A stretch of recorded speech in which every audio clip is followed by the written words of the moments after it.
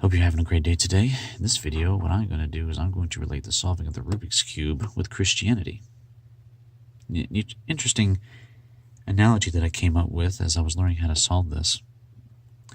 Now, this is not going to be a step-by-step tutorial on how to solve this cube. In order to do that, I'm going to leave a link in the description which shows the video series that I used in order to help me to learn how to solve this. Now, just to show that I'm actually doing this, I'm going to mess it up. There we go.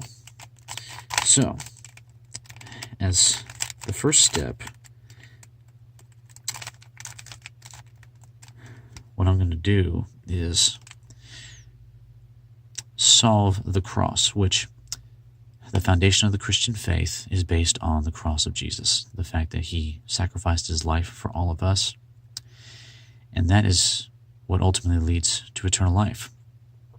And that's also what I like to think of this cube as representing, eternal life. If I was to hand this to somebody like this and say, okay, solve it. If you didn't know how to solve it, you wouldn't be able to. But if you do know the steps, you will be able to solve this all the time. Same thing with Christianity. You need to know what the quote-unquote steps are in order to achieve that eternal life. Well, in this particular case, you start off with the cross.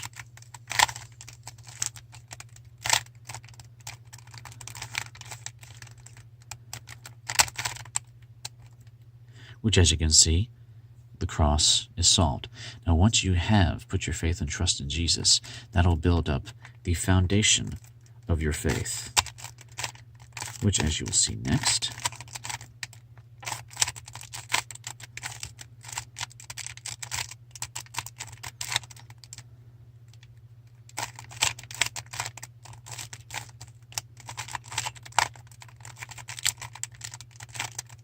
now the foundation is set.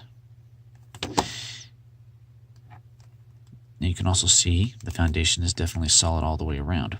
So now the next part is the building up of your faith, which in this case, it means going to church, going to Bible studies, really just digging into the Word and trying to understand what it is to live a godly life, what it is to be sanctified, to be holy. Holy basically means to be set apart for God. And as you can see, as we get closer to building up on that foundation of faith, see, now the foundation has been built upon, and everything stays consistent throughout. Now, it's important also to notice that, in this case I already have it solved here, but you need to focus on the cross in order to make sure that as you're building yourself up, that you don't get distracted by the world and all of the temptations that come along with it. So once you focus on the cross, then your focus will be made complete. Now here in this particular case, as you can see, I did make a mistake.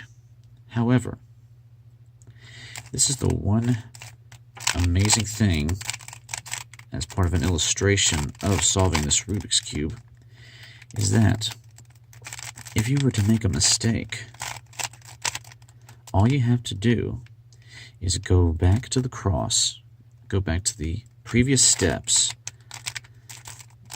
and as you will see, you can always go back to getting this solved.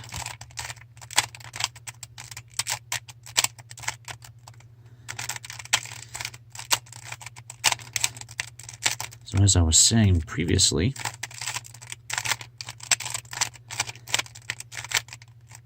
the full focus, see?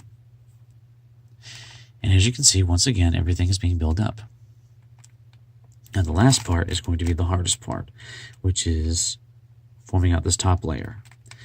Now this represents the lifelong pursuit of constantly building yourself up in your faith, dealing with temptations, asking for forgiveness of sin, because none of us are perfect.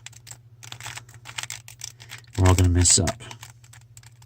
It's just going to happen. But the good thing is, is that once we're finally standing in front of God in heaven, eternal life right here. You can see it's solved. So yes, this is something that was really near and dear to me. It's amazing how God can use the simple things or complex things to show His glory. I think that sometimes people just don't have their eyes open to the many ways that God shows His love to us. And I hope that this little analogy video that I made will be able to encourage someone. Hopefully, just give you a little bit of perspective. Well, thank you for watching. I hope you have yourself a great day, and I'll talk to you later.